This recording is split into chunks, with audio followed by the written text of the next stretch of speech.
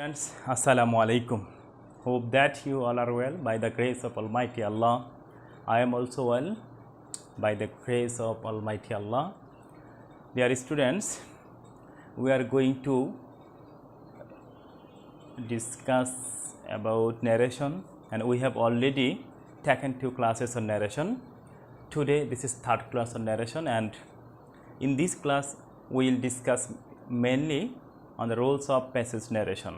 In the previous 2 classes, you learned what is narration, types of narration, basic rules of changing narration, especially the rules of changing detached sentence.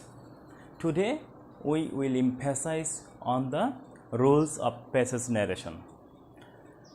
সুপ্রিয় ছাত্রছাত্রীরা, তোমরা ইতিমধ্যেই যে জিনিসগুলো জেনেছো সেগুলো আমরা আজকে আরেকটু মনে করা দেওয়ার চেষ্টা করব। আমি তারপরেই প্যাসেজ ন্যারেশন করব, কারণ একটা প্যাসেজ তৈরি হয় কিন্তু সেন্টেন্স দিয়েই, অনেকগুলো সেন্টেন্সের সমন্বয়েই প্যাসেজ তৈরি হয়। তাই সেন্টেন্স ন্যারেশনের নিয়মগুলো যদি তোমরা খুব ভালোভাবে জেনে রাখতে পারো, মনে রাখতে পারো, তাহলে প্যাসেজ ন্যারেশন করাটা খুবই সহজ হবে। আমার সেন্টেন্স ন্যারেশনের যে নিয়মগুলো ছিল সেই নিয়মের সাথে শুধুমাত্র প্যাসেজ ন্যারেশনের কয়েকটা নিয়ম জানতে হবে। তো আমরা এই জন্যই প্যাসেজ ন্যারেশনের উপরে গুরুত্ব দিব এবং সেই নিয়মগুলো আবার আমরা দেখব। তো আমরা একটু দেখি যে আমরা এতদিন কী পড়েছিলাম। আমরা পড়েছিলাম ন্যারেশন কী, মনে আছে তোমাদের নিশ্চয়ই? ন্যারেশন কী বলো তো? হ্যাঁ, অবশ্যই মনে আছে। ন্যারেশনটা হলো অ্যাক্ট অফ রিপোর্টিং, অর্থাৎ কোনো বক্তার কথাগুলোকে কিভাবে অন্যের কাছে উপস্থাপন করা যায় সেই পদ্ধতি বা প্রক্রিয়া অথবা এই কাজটাকেই আমরা ন্যারেশন বলে থাকি। দেখো এখানে একটা সেন্টেন্স লেখা আছে, Lina said to me I am ill so I can join with you. এখানে দেখো আই এম ইল মানে এটা বোঝায় না যে আমি অসুস্থ, অর্থাৎ তোমার টিচার অসুস্থ, এমনটা না। কিন্তু এখানে অসুস্থ কে? লিনা অসুস্থ। দ্যাট মিন্স লিনা অসুস্থ, সেই কথাটা লিনার ভাষায় আই এম ইল বলে বক্তা বা স্পিকার বলে দিছে। তাহলে এই যে কাজটা একভাবে করলো, আবার এই কাজটাকেই আরেকভাবে করা যায়। আমরা একটু দেখি, Lina told me that she was ill so she could not join with them. দেখো এখানে শি ওয়াজ ইল, শি কিন্তু লিনাকে বোঝাইছে, দ্যাট ইউজ করা হয়েছে। তারপরে সেন্টেন্সটা চেঞ্জ হয়েছে, প্রেজেন্ট টেন্স ছিল পাস্ট টেন্স করা হয়েছে। এই নিয়মগুলো আমরা পড়ছি। আমি জাস্ট বোঝাতে চাচ্ছি যে এখানে একটা পদ্ধতি কমা ইনভার্টেড কমা ইউজ করে এবং বক্তার কথাটা কোনো রূপ পরিবর্তন না করে হুবহু উপস্থাপন করা যায়। সেই পদ্ধতির নামটা হলো ডাইরেক্ট স্পিচ। আর পরিবর্তন করার মাধ্যমে, অর্থাৎ স্পিকার তার নিজের মতো করে যখন কোনো কথা বলে তখন সেটাকে আমরা বলি ইনডাইরেক্ট স্পিচ। ডিয়ার স্টুডেন্টস, দেখো আমরা যে সেন্টেন্সটার কথা বলছিলাম, Lina said to me I am ill so I can join with you, এটা হলো আমার ডাইরেক্ট স্পিচ। এই ডাইরেক্ট স্পিচটাকে ইনডাইরেক্ট করাই আমার নিয়ম ছিল। তো আমরা যে 6টা ধাপ অবলম্বন করার কথা বলছিলাম, একটু দেখো ধাপগুলো কী ছিল। প্রথমে আমাকে আইডেন্টিফাই করতে বলা হয়েছিল। আমরা আইডেন্টিফাই কি করব? সাবজেক্ট কি, অবজেক্ট কি, রিপোর্টিং ভার্ব কোন টেন্সে আছে, এখানে পার্সনগুলো চিন্তা করতে হবে এবং টাইমের আপডেট লাগে। সো আমরা দেখি আগে প্রথমে আইডেন্টিফাই করি। প্রথমটা আমরা কোনটা? এইটুকু হলো reporting verb, Lina said to me, এটা রিপোর্টিং ক্লোজ বলা হয়। রিপোর্টিং ভার্ব সেড টু এবং এটা মিলে রিপোর্টিং ক্লোজ। এটা আছে কোন টেন্সে? পাস্ট টেন্সে আছে। এরপরে দেখো আই এম ইল প্রেজেন্ট টেন্সে আছে, I cannot join present tense. Reported speech হলো I am ill so I cannot join you. তার আমরা রিপোর্টিং ভার্ব পাইলাম, রিপোর্টেড স্পিচ পেলাম। এরপরে রিপোর্টিং ভার্বের সাবজেক্ট পাইছি, রিপোর্টেড স্পিচের সাবজেক্ট পেয়েছি, অবজেক্ট পেয়েছি, পার্সন চিনতে পারলাম এবং টেন্স সম্পর্কে জানতে পারলাম। এবার আমি চেঞ্জ কীভাবে করব? দ্বিতীয় স্টেপটা ছিল চেঞ্জিং রিপোর্টিং ভার্ব। আমরা রিপোর্টিং ভার্ব সেড টুকে চেঞ্জ করলাম টু টোল্ড। এরপরে কমা ইনভার্টেড কমা কি আমরা রিপ্লেস করব দ্যাট দ্বারা, যেহেতু এটা অ্যাসার্টিভ সেন্টেন্স ছিল। তোমরা 5টা সেন্টেন্সের নিয়ম কিন্তু ইতিমধ্যে পড়ছো, আমি সেই দিকে যাব না। আমি একটা সেন্টেন্স দিয়েই প্যাসেজ ন্যারেশনে চলে যাব। দেখো আমরা কি করতে পারি, কমা ইনভার্টেড কমা পরিবর্তে আমরা দ্যাট লিখলাম। এরপর চেঞ্জিং প্রনাউন পরিবর্তন করার সময় দেখো আমার এখানে কি ছিল? I first person. তা আমার নিয়ম অনুসারে ফার্স্ট পারসন সাবজেক্টকে বোঝায় লিনা, লিনার প্রনাউন আমরা শি লিখব। তা Lina told me that she, যেহেতু এম ইল প্রেজেন্ট টেন্স ছিল আমাকে পাস্ট টেন্স করতে হবে, ওয়াজ ইল। তারপরে সো আবারও I first person, so Lina কি বোঝাবে? শি। ক্যান নট ছিল প্রেজেন্ট টেন্স, হবে আমার could not join with. You আসিল সেকেন্ড পারসন, অবজেক্টকে বোঝাবে অর্থাৎ আমি এবং লিনা মিলে আস জয়েন উইথ, তুমি এখানে মি দিতে পারো আমার সাথে। তাহলে আমরা নিশ্চয়ই দেখতে পারলাম যে সেন্টেন্সটা কী দাঁড়ালো, Lina told me that she was ill so she could not join with me. এই সেন্টেন্সটা আমার সেন্টেন্স নির্বাচনের নিয়ম। ঠিক একই রকমভাবে শুধুমাত্র ইন্টারোগেটিভ সেন্টেন্স হলে পরে রিপোর্টিং ভার্ব সেড টু এর পরিবর্তে আস্ক বসতো, কমা ইনভার্টেড কমার পরিবর্তে আমরা ইফ ওয়েদার বা ডাব্লিউএস ওয়ার্ড বসে। ঠিক একই রকমভাবে সেন্টেন্সটা ইম্পারেটিভ যদি হতো তাহলে সেড টু এর পরিবর্তে কী বসতো মনে আছে? হ্যাঁ, সেখানে তোমার ask, request, told, order, command এগুলো বসতো এবং কমা ইনভার্টেড কমা রিপ্লেস হতো টু দ্বারা। অপটেটিভ সেন্টেন্সে প্রেড অথবা কী বসতো? উইশ বসতো এবং কমা ইনভার্টেড কমা সেক্ষেত্রে দ্যাট বসতো। এক্সক্লেমেটরি সেন্টেন্সের মধ্যে exclaim with joy, exclaim with sorrow বসতো এবং কমা ইনভার্টেড কমা পরিবর্তে দ্যাট বসতো। তবে মনে রাখতে হবে তোমাকে আবারও একটা কথা, সবসময় কমন যে নিয়মটা, যে ন্যারেশন আমি যখন ডাইরেক্ট থেকে ইনডাইরেক্ট করব তখন রিপোর্টের স্পিচটা যে সেন্টেন্সেই থাকুক না কেন বা পুরো সেন্টেন্সটা অবশ্যই অ্যাসার্টিভ হয়ে যায়। ইন্টারোগেটিভ থাকলেও অ্যাসার্টিভ হবে, ইম্পারেটিভ থাকলেও অ্যাসার্টিভ হবে, অপটেটিভ থাকলেও অ্যাসার্টিভ হবে, এক্সক্লেমেটরি থাকলেও অ্যাসার্টিভ হবে। আজকে যখন আমরা প্যাসেজ ন্যারেশন করব তখন কিন্তু তোমাকে ভুলে যাওয়া যাবে না এই 6টা স্টেপ। আমরা আজকে এখন প্যাসেজ ন্যারেশন করার সময় কি কি লাগে একটু দেখব। অবশ্যই আমার 6 স্টেপ যেটা identification, changing reporting verb, replace comma and inverted comma, changing pronoun, changing tense and update time and place, এই 6টা স্টেপ তোমাকে অবশ্যই মাথায় রাখতে হবে এবং নতুন কিছু জিনিস শিখতে হবে। আমরা একটু দেখব নতুন জিনিসগুলো, দেখি কী কী লাগে। ওইটা না তো কোন জায়গায় পোস্ট করলে। ডিয়ার স্টুডেন্টস, দেখো আমরা যেটা বলছিলাম প্যাসেজ ন্যারেশনের জন্য প্রথমত আমার সেন্টেন্সটা পড়ে কে বলছে কাকে বলছে এটা খুঁজে বের করতে হবে। খুঁজে বের করতে পারলে আমরা আগে যে ডিটাচ সেন্টেন্সের যে রুলসগুলো আছে সেগুলো অনুসরণ করে করতে পারবো। দেখি আমরা, রোমা সেড টু লিনা, এখানে স্পিকার রোমা কাকে বলছে? লিনাকে বলছে। Do you like this pen, তুমি কি এই কলমটা পছন্দ করো?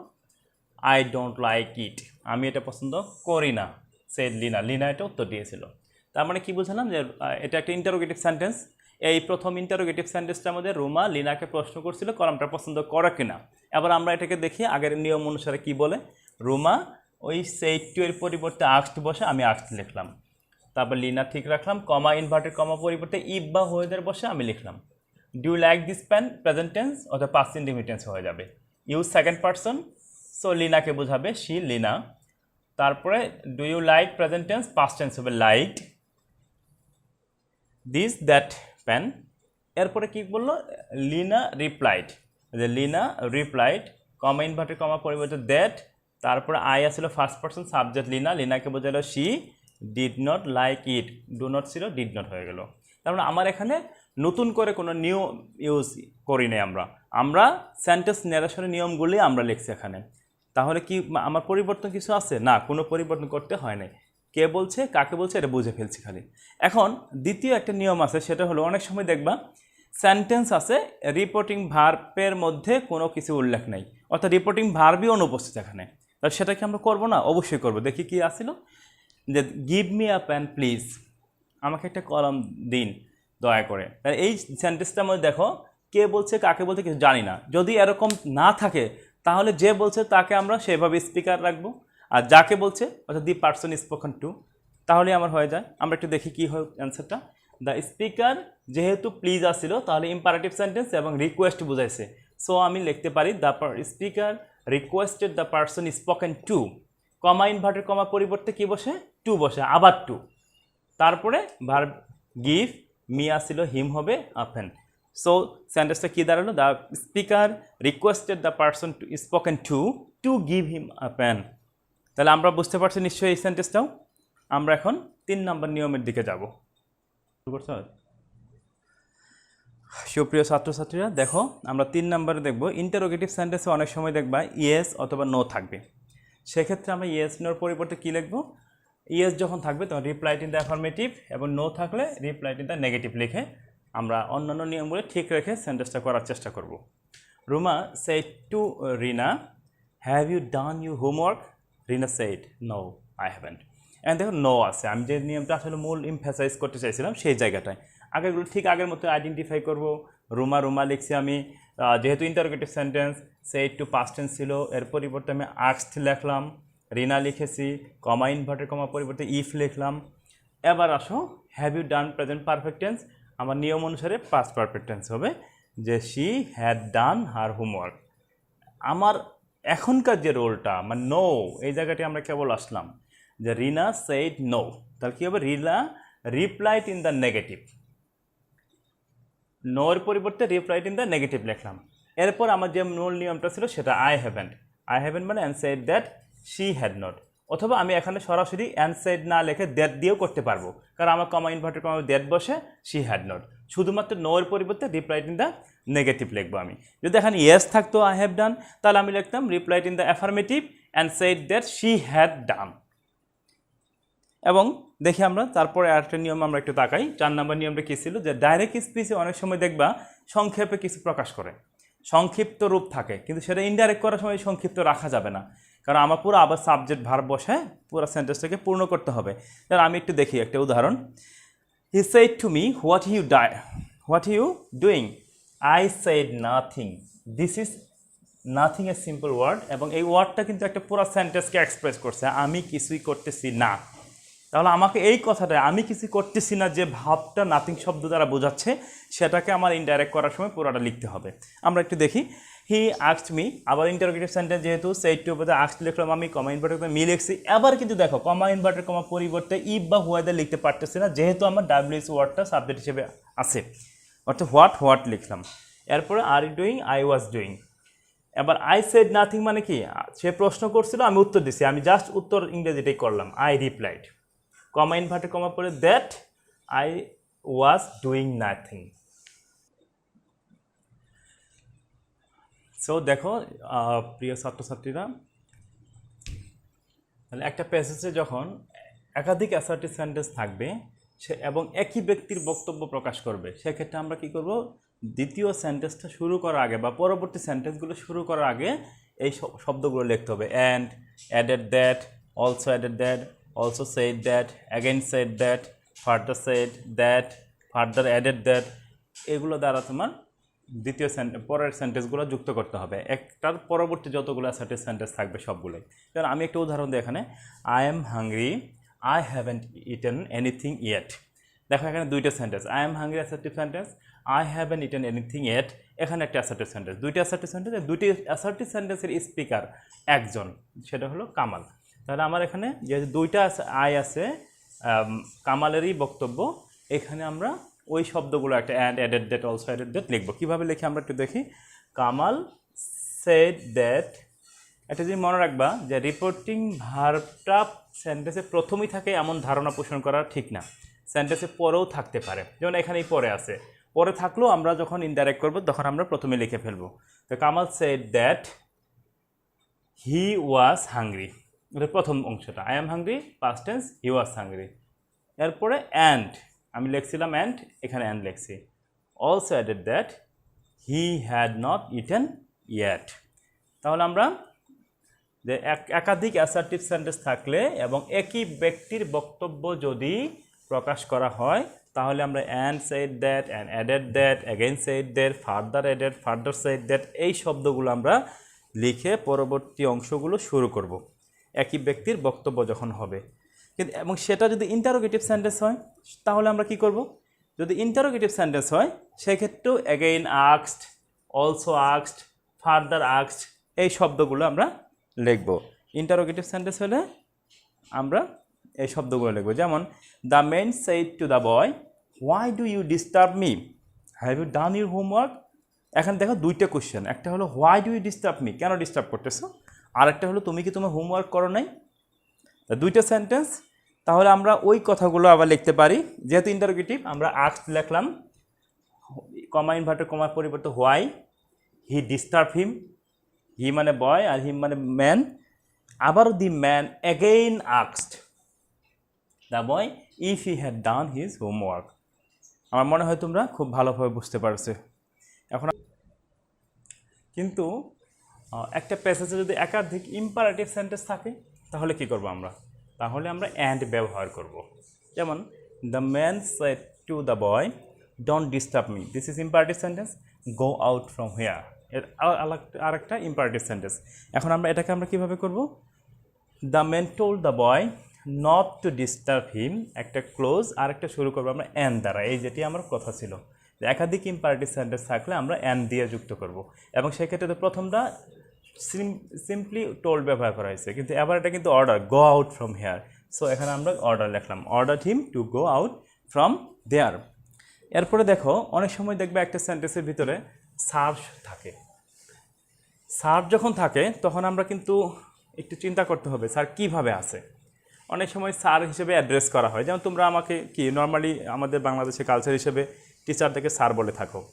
টিচারদের যখন স্যার ডাকো তাহলে সেটা কি অ্যাড্রেস করলা তুমি আমাকে স্যার হিসেবে, সেক্ষেত্রে তোমরাও লিখবে অ্যাড্রেসিং এস স্যার।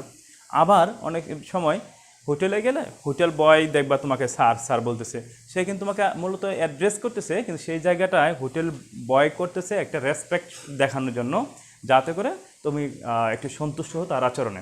এরকমভাবে তাহলে আমরা রেসপেক্টফুলি অথবা নাউন করলে উইথ রেসপেক্ট ব্যবহার করতে পারি, আবার অ্যাড্রেসিং অ্যাজ স্যার এটাও ইউজ করতে পারি। তবে নর্মালি আমার একটা সাজেশন থাকবে, যেটা মানে না ব্যতিক্রম হলে নাম্বার দিবে না এমন না, যেটা হলো তুমি নর্মাল টিচারদের যখন অ্যাড্রেস করবা, সিনিয়র ইয়াদের কারকে অফিসিয়ালি যে তোমার স্যার বলার মতো, যাকে আমরা নর্মালি স্যার বলে থাকি, এরকম বিষয়টা থাকলে অ্যাড্রেসিং অ্যাজ দিয়েই লিখবো। যেমন the boy said to the headmaster, normally হেডমাস্টারকে আমরা স্যার বলে থাকি, সো এখানে অ্যাড্রেস দিয়ে করার পক্ষে আমি। The boy said to the headmaster sir please pardon me this time. তাহলে আমরা এখানে কি লিখতে পারি? অ্যাড্রেসিং এ স্যার আমরা প্রথমেই লিখে দেব, তারপর the boy requested the headmaster, please শব্দ থাকার জন্য আমি রিকোয়েস্ট লিখলাম, requested the headmaster to pardon him মানে বয় দ্যাট টাইম। তাহলে আমরা স্যার শব্দটা কি করলাম? Addressing S. এখানে কিন্তু কেউ কেউ যদি এইভাবে লেখে the boy requested the headmaster with respect অথবা রেসপেক্টফুললি, তাহলেও নাম্বার কাটা যাওয়ার সুযোগ নেই এবং এটাও ঠিক হবে। তবে আমার মতামত হলে দেখো, ওকে আমরা পরের একটা নিয়ম দেখি। কিন্তু দেখো আরেকটা নিয়ম তোমার জানতে হবে যে অনেক সময় ডাইরেক্ট স্পিচে অবজেক্ট আছে রিপোর্টিং ভার্বের, রিপোর্টিং ভার্বের অবজেক্ট থাকার পরেও ব্রাদার, সিস্টার, ফ্রেন্ড, এনি এরকম সম্বোধন করা বোঝাবে। সেক্ষেত্রে আমরা এই শব্দগুলো আগে অ্যাড্রেসিং অ্যাজ ব্যবহার করব। কিন্তু অবজেক্ট যদি না থাকে আর এই শব্দগুলো থাকে, তাহলে তুমি বেটার হবে যদি সেটাকে অবজেক্ট হিসেবে ইউজ করো। আমি দুটো উদাহরণ দিলে ক্লিয়ার হবে বিষয়টা। আবার দেখো, জিম ডার্লিং ক্রাইড ডেলা, ডেলা ক্রাইড ডার্লিং, এই পর্যন্ত কিন্তু হয়ে যায়। আবার জিম একটা এক্সট্রা দিছে। আমি বলছিলাম যে অবজেক্ট থাকার পরেও যদি অতিরিক্ত অর্থাৎ সম্বোধন করা বোঝায় এই শব্দগুলো দ্বারা, brother, sister, friend, darling, any যে কোনো কিছু থাকতে পারে, তাহলে আমি কি করব? সেটাকে আমি অ্যাড্রেসিং লিখবো। যেমন অ্যাড্রেসিং জিম, জিমকে অ্যাড্রেস করে অ্যাজ হার ডার্লিং, তার ডার্লিং হিসাবে। তারপরে আমি বাকি যা আছে সেটা লিখবো, যে ডেলা আস্কড অথবা requested him not to look at her in the way. বুঝতে পারছো? এখন যদি এরকম থাকতো, আবার দেখো মিম সেইড, এখানে তৌকিদ লেখা, যে এখানে মিম সেইড, এখানে কোনো রিপোর্টিং ভার্বের অবজেক্ট নাই, আছে অবজেক্ট কিন্তু নাই। যেহেতু এখানে অবজেক্ট নাই, কিন্তু দেখো কমার পরিবর্তে আবার তৌকির একটা শব্দ অ্যাড্রেস করা হয়েছে। এখন এটা ডাইরেক্ট নাম, এটা এই নামটাকে সে বলছে ডোন্ট ফরগেট, তার মানে কি এই নামটাকেই এই ব্যক্তি, তৌকির নামের ব্যক্তিকে সে রিকোয়েস্ট করছিল আমাকে ভুলে না যেতে। এই জায়গাটায় অ্যাপিল করা, রিকোয়েস্ট করা, যে কোনো কিছু মনে করতে পারো।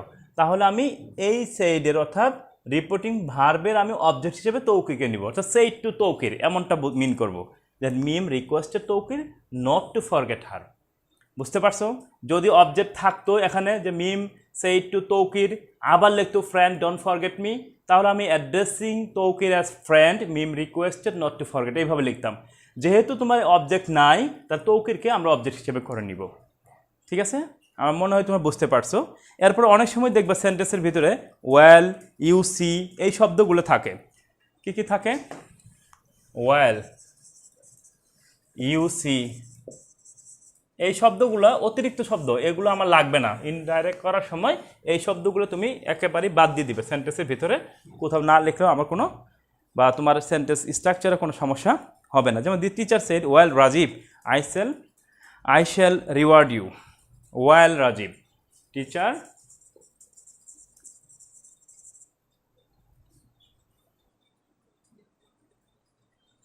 দেখো যদি কি বলছিলাম যে ওয়েল বা ইউসি থাকলে আমরা সেটা বাদ দিব। The teacher said well Rajib I shall reward you.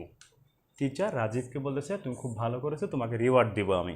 এখানে ওয়েল শব্দটা আমরা দিব না। আর আগের মতোই বলছিলাম যে যখন রাজীব শব্দটা এক্সট্রা আছে বাট রিপোর্টিং ভার্বের কোনো অবজেক্ট নাই, সেই জন্য রাজীবকে আমি রিপোর্টিং ভার্বের অবজেক্ট হিসেবে নিয়ে আসি। The teacher said to Rajib অথবা told Rajib that he would reward him. Him মানে রাজীব, হিম মানে টিচার। বুঝতে পারছো? তাহলে আমি এখানে একসাথে দুইটা নিয়ম প্রয়োগ করছি, অবশ্যই 6 স্টেপ কিন্তু ফলো করছি। কিভাবে? এটা পাস্ট টেন্স ছিল, কমা ইনডেফিনিট কমা পরিবর্তে আমি দ্যাট লিখেছি। তারপরে দেখো আরেকটা নিয়ম ফলো করছি কি, ওয়েল বাদ দিয়েছি। আরেকটা নিয়ম কি ফলো করছি, যে আমি রিপোর্টিং ভার্বের অবজেক্ট যদি না থাকে তাহলে মানে সম্বোধন শব্দটাকে আমি রিপোর্টিং ভার্বের অবজেক্ট করে নিব। ঠিক সেই কাজটাই করলাম। The teacher said to Rajib অথবা told Rajib comma inverted comma that, আর বাকিগুলো আগের নিয়ম, হি উড রিওয়ার্ড হিম। আবার দেখবো অনেক সময় by Allah, by God, by my lord অথবা তোমার আর এরকম যে কোনো থাকবে। তুমি সেক্ষেত্রে কী করবা? সেক্ষেত্রে বাই আল্লাহ মানে কি, আল্লাহ কসম, তাহলে আমরা ওইভাবে লিখবো swearing by Allah, swearing by God, swearing by goddess, যেভাবে দেওয়া থাকবে সেটা লিখবো। তাহলে কী লিখবো? By Allah he said I will help. তাহলে এই বাই আল্লাহর পরিবর্তে বাই আল্লাহ এখানে এখানে এখানে যে কোনো জায়গায় থাকতে পারে। Swearing by Allah he said that he would help me. আবার দেখবে অনেক সময় সেন্টেন্সের ভিতরে, তা বুঝতে পারছো তো সোয়ারিং বাই আল্লাহ কখন লিখবো? হ্যাঁ, এরপর দেখবো অনেক সময় সেন্টেন্সের ভিতরে সো, বাট এই শব্দগুলো থাকে। সো থাকলে আমরা দ্যাট ইজ হোয়াই লিখবো, বাট থাকলে লিখবো এক্সপ্রেস ডিসস্যাটিসফ্যাকশন।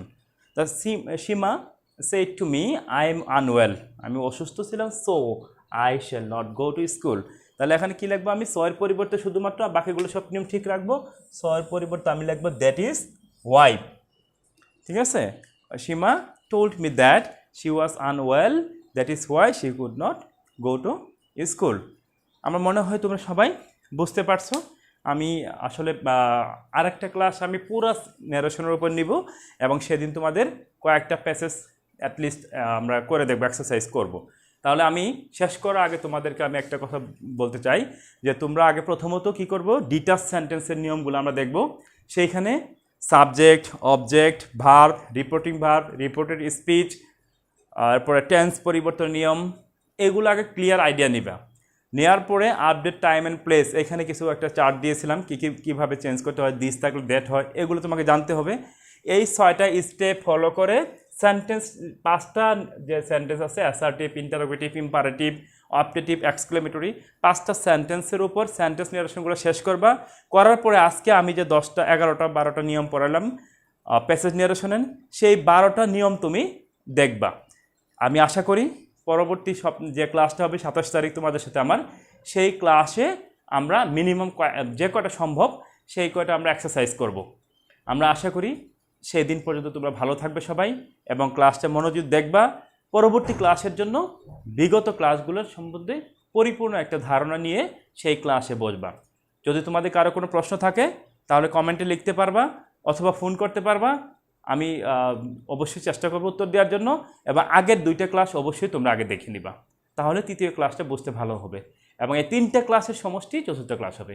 ওকে, ধন্যবাদ।